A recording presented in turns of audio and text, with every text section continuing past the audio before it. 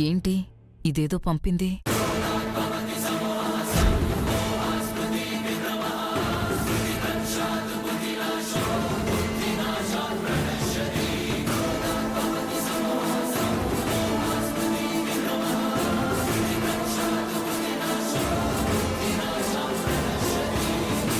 మీ మనవరాల్ని మీరే కిడ్నాప్ చేయించి నాకు అప్పగించడం వరకు బాగానే ఉంది. నేనే నా మనవరాల్ని కిడ్నాప్ చేయించిన విషయం ఎక్కడ పడితే అక్కడ వాక్కు.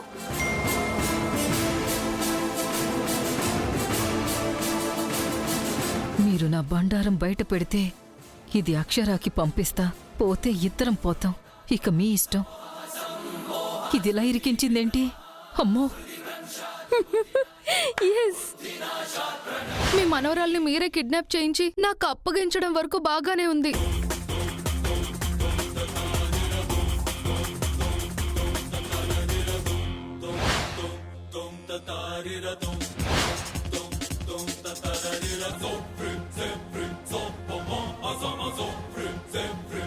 పిన్ని, బాబోయ్! ఈ వీడియో శృతి తీసిందని తెలియక నేనే ఫోన్ చేసి మరీ వచ్చి ఇరుక్కున్నానే. ఇప్పుడు చెప్తే నేను ఇరుక్కుంటానుగా. ఏం చెప్పాలి? పిన్ని రండి. వస్తున్నానమ్మా. కార్యక్రమం అయిపోయింది పిన్ని. రాజేష్ గురించి ఏదో ముఖ్యమైన విషయం చెప్తానన్నారు కదా, అదేంటో చెప్పండి.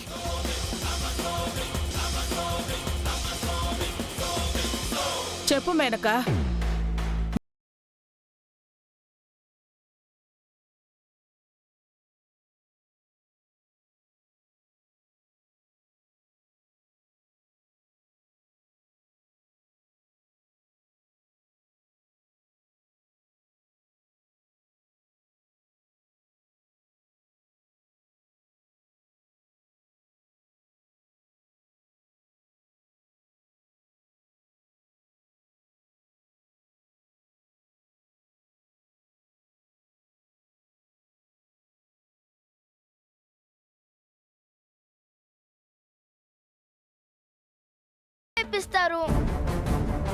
చెబితే నన్ను దాని పక్కనే వేస్తారే.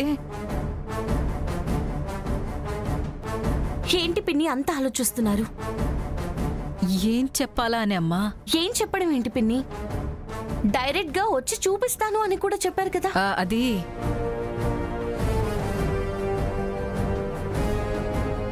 అసలు ఏమైందంటే అక్షరా, నేనొస్తుంటే ఒక ఇద్దరు వ్యక్తులు రాజేష్ గురించి మాట్లాడుతూ కనిపించారు.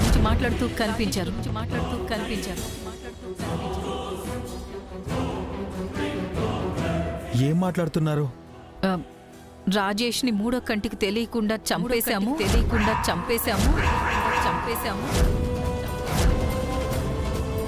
ఇదిలానే మన మధ్యనే ఉండాలి అని మాట్లాడుకుంటున్నారు.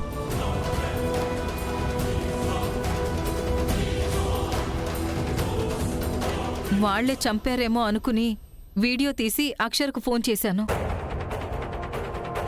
ఎవరు వాళ్ళు? అప్పుడే తెలిసింది అక్షర, అదేదో సీరియల్ షూటింగ్ అంట.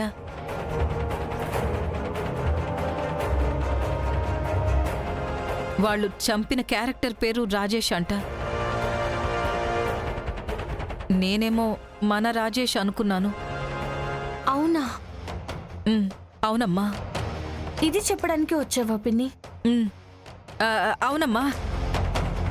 ఎలాగూ వస్తానన్నాను కదా, డైరెక్ట్గానే చెప్దామని వచ్చాను. నేనింకా మా రాజేష్ని ఎవరు చంపారో మీకు తెలిసే ఉంటుంది, అది చెప్పడానికే వస్తున్నారు అనుకున్నాను. నేను అదే అనుకున్నాను అక్షర. ఆ వెధవలకి శిక్ష వేయిద్దామన్న ఆవేశంలోనే బయలుదేరా. కట్టని కెమెరాతో బయటకొచ్చిన తర్వాతే అది షూటింగ్ అని తెలిసింది.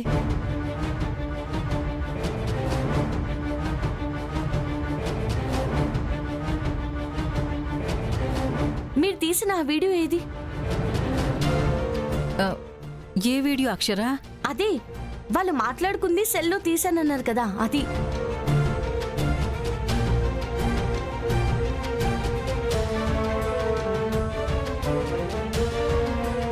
పిన్ని వీడియో అది అదే అమ్మా, అది టెలికాస్ట్ అవ్వకుండా తీయకూడదంటమ్మా, అందుకే డిలీట్ చేసేశాను. తెలిసిపోయింది అనుకున్నాను, ఇలా అయిపోయింది. నువ్వైనా ఎంక్వైరీ మొదలుపెట్టి ఆ కిరాతకులెవరో తెలుసుకోమ్మా. ఆల్రెడీ అది జరుగుతుంది పిన్ని. ఎంత తెలివైన వాళ్ళైనా తప్పించుకోలేరు. నువ్వు కనుక్కుంటే తప్పులేదులే, నేను చెప్తేనే తప్పు. ఏంటి పిన్ని, ఇంకేమైనా చెప్పాలనుకుంటున్నారా? ఆలోచిస్తున్నారు? నా ఆలోచన ఇంకే ఉంటుంది అక్షర. నా ఆలోచన అంతా నా మనవరాల కోసమే. దొరుకుతుంది పిన్ని. పాప ఆచూకీ కూడా తెలుస్తుంది. తన తల్లిదండ్రుల దగ్గరికి త్వరలోనే చేరుతుంది. ఈ మాట అన్నావు చాలమ్మా, కాస్త ధైర్యం వచ్చింది. వస్తాను. ఉమ్.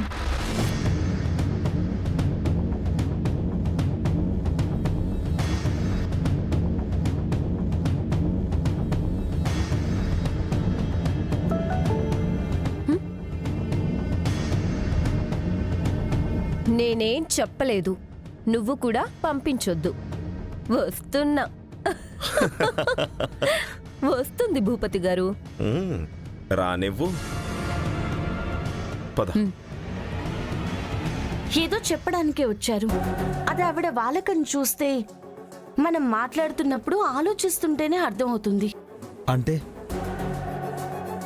ఈవిడికి రాజేష్ని చంపింది ఎవరో తెలుసంటావా? నాకు కూడా అదే అనిపిస్తుందండి.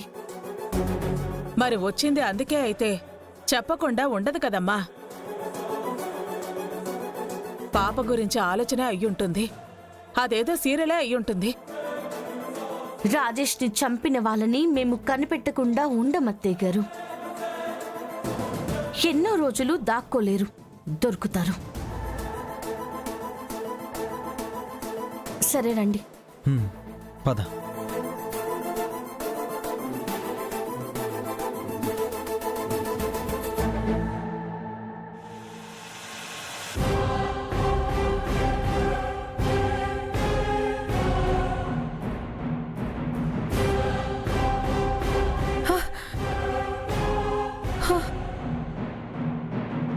అమ్మా, ఇక్కడే ఉన్నారా?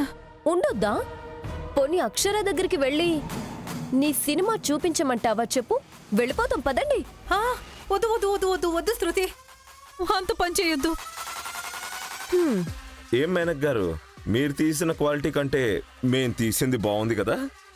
ఒక్కసారే చూపిస్తానులేండి, అప్పుడు మీ గతి ఏమవుతుందో చూస్తాం. అమ్మో ప్లీజ్ భూపతి, ఇక నా కొడుకు నన్ను జీవితంలో నమ్మడు. అందరూ నన్ను అసహ్యించుకుంటారు. ఇన్ని రోజులు నేను పడిన కష్టం అంతా వృధా అయిపోతుంది. ఓహో, ఇప్పుడు మీ జీవితం మా చేతుల్లో ఉందన్న భయం వచ్చేసిందా? మేనక గారు ప్రాధేయపడుతున్నారు భూపతి గారు. మేవెంత బతిమ్లాడామో మీరు విన్నారా? అయ్యిందేదో అయిపోయిందమ్మా. ఎప్పటికైనా మనం ఒకటే కదా. ఒక్కటే అనే కదా. నేను నువ్వు మారాను అన్నా కూడా చెప్తుంది. ఏ నటించారు మేనక గారు? చేతిలో కర్పూరాలు వెలిగించేసి అక్షరనే బోల్తా కొట్టించి మంచికి మారు పేరులాగా ఎంత నటనని చూపించారు. మీరు మహానటే. ఏదోలే శృతి, నమ్మించడానికి అలా చేశాను. సరే, మా దగ్గరైతే దొరికిపోయారు కదా. ఉంది కదా కహాని. శృతి ప్లీజ్ డిలీట్ చేసేవా? నేను చేయమంటే మీరేమైనా చేశారా? ఎందుకు చేస్తారు? ఎన్ని మాటలన్నారు మేనక గారు, గుర్తున్నాయి. మమ్మల్ని ముక్కలు ముక్కలుగా నరికేయాలా? మరి ఇది చూసి మిమ్మల్ని ఎన్ని ముక్కలుగా నరికేయాలో కదా. యా, పీసులు పీసులే. అబ్బా, అవే మనసులో పెట్టుకోకండి. ఇదిగోండి, ఇప్పుడే మీ వీడియో డిలీట్ చేస్తున్నాను.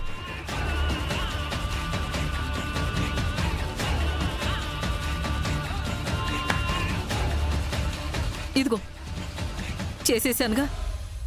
నా వీడియో కూడా తీసేయండి అమ్మా. మా ఈగో ఇంకా సాటిస్ఫై అవ్వట్లేదు మేనక గారు. మేం తీసాం కాబట్టి వచ్చారు సరే, లేకపోతే ఈ పాటికి మేం చేసింది శత్రువులకెళ్ళి చూపించేసేవారు కదా. అలా కాలేదు కదా. అయినా కూడా నేను మీ చేతులు పట్టుకొని బతిమ్లాడినా కూడా మీరైతే కరగలేదుగా. అది నేనెలా మర్చిపోను చెప్పు. దానికి మీరు మినిమం నా కాళ్ళైనా పట్టుకోవాలి. నేను నీ కాళ్ళు పట్టుకుంటానమ్మా. క్షమించి వీడియో డిలీట్ చేసి శృతి ప్లీజ్. అంటున్నారులే గాని పట్టుకోవట్లేదే. ప్లీజ్ శృతి, ఇదిగో please Shruti please. Video delete చేసే అమ్మా. ఇలాగే కదా భూపతి గారు నన్ను కూడా చేతులతో తోసేశారు. అవును, మనం ఎంత బాధపడ్డామో కదా. అవును. సారీ అమ్మా. నువ్వు చేసావు కదమ్మా. ఇదిగో చెల్లుకు చెల్లు అయిపోయింది. నీ ఇగో సాటిస్ఫాక్షన్ చేసుకో. వీడియో డిలీట్ చేయి ప్లీజ్. సరే, ఐఎమ్ సాటిస్ఫైడ్. డిలీట్ చేసేస్తాను. ఇదిగో. ఎప్పటికైనా మనం ఒకటే మేనక గారు. మన శత్రువు అక్షర. ఇది మాత్రం మీరు మైండ్లో పెట్టుకోండి. మర్చిపోయాను. మనం ఒకటిగానే ఉందాం. మీరు నాది చెప్పొద్దు, నేను మీ ఇద్దరిదేం చెప్పను. మన టార్గెట్ ఎవరు? అక్షర.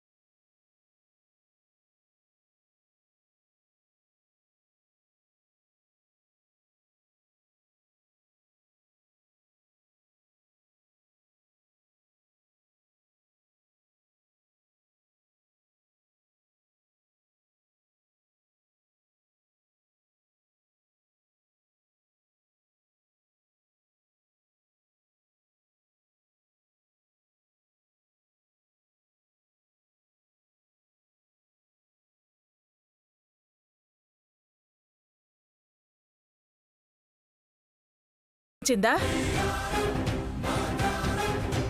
పూర్వం ఎవరో ఇలాంటి పిచ్చి ప్రమాణాలను చెప్పారని ఇంకా వాటినే నమ్మి పట్టుకుని వేలాడటం, వాటినే ఆచరించాలని చెప్పటం కరెక్ట్ కాదు, మూర్ఖత్వం అవుతుంది. అంటే మీరనేది ఏంటి బుజ్జమ్మ గారు?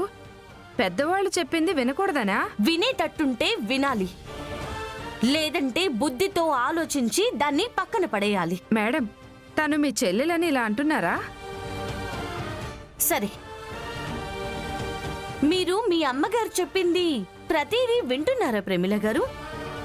అసలు మీరు ఆవిడకి నచ్చిన వంటనే వండనంట కదా మీరు. ప్రతిరోజు నచ్చిందే వండాలంటే ఎలా వండుతాం మేడం? మీరు వారికి నచ్చిందే రోజు వండలేరు, కానీ పెద్దవాళ్ళ మాటలు మాత్రం వినేస్తారు. కానీ ఇంకా అందరూ పాటించాలని చెప్పేస్తారు. మాటే కదా అని ఉచిత సలహాలు ఇస్తారు, అంతేనా? అది వేరు ఇది వేరు కదండి. అవునవును, మీ వరకొస్తే వేరు. వేరే వాళ్ళకి మీరు చెప్పేది మాత్రం అది రూలు. ఇది అస్సలు బాలేదు. అయినా చూడండి ప్రమిళ గారు, మీరిందాకన్నట్టు తిను నా చెల్లెలు అని చెప్పట్లేదు. ప్రతి ఆడపిల్ల గురించి చెప్తున్నాను. ప్రతి స్త్రీ గురించి మాట్లాడుతున్నాను. ప్రతి మహిళ కూడా తను మనిషేనని మీలాంటి అందరు మనుషులు భావించాలని అంటున్నాను. ప్రమీల గారు, బాగా వినండి. మనకి బొట్టు పెళ్ళయ్యాక రాలేదు. ఆ గాజులు మెడలో 3 ముళ్ళు పడ్డాకే వేయలేదు. పసి వయసులోనే అమ్మ పెడితేనే వచ్చిందా బొట్టు. ఆ పసి వయసులోనే ఆ చేతికి గాజులు అమ్మ వేస్తేనే వచ్చాయి. మనకు ఊహ తెలియక ముందే మనకు అవి ఇచ్చేశారు. మనతోనే వాటిని మమేకం చేసేశారు. పొరపాటున మర్చిపోయినా తిట్టి మరీ బొట్టు పెట్టుకోమంటారే. బొట్టే ఆడపిల్లకి అందం, బోసిగా ఉండకూడదు అంటారే. పెళ్ళైన స్త్రీ కూడా బొట్టు ధరించకుండా ఉండకూడదు, అదే భర్తకి రక్ష అనేవాళ్ళు కూడా ఉన్నారు కదా. మరి ఆ రక్ష ఇప్పుడు శిక్ష అయిపోయిందా? చెప్పండి, ఆ బొట్టు ఇప్పుడు ఎందుకు అడ్డమైపోయింది? ఎందుకు అడ్డంకిగా మారిపోయింది?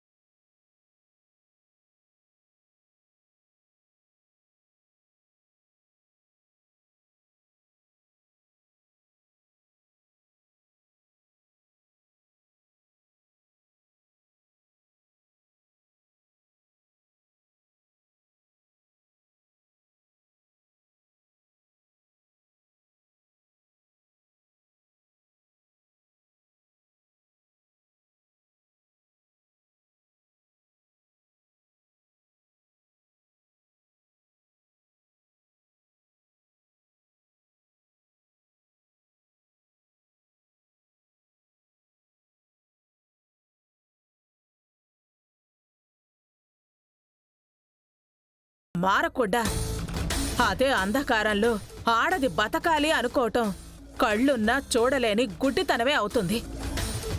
అవయవాలున్నా పనిచేయని అవిటితనమే అవుతుంది. ఇవన్నీ మూర్ఖత్వపు ఆలోచనలే అవుతాయి, సందేహమే లేదు. అది కాదండి బుజ్జమ్మ గారు, అందరూ చేసేదే కదా మేము చెప్పింది. అదే మేము అంటున్నది. ఆ అందరూ ఎవరు?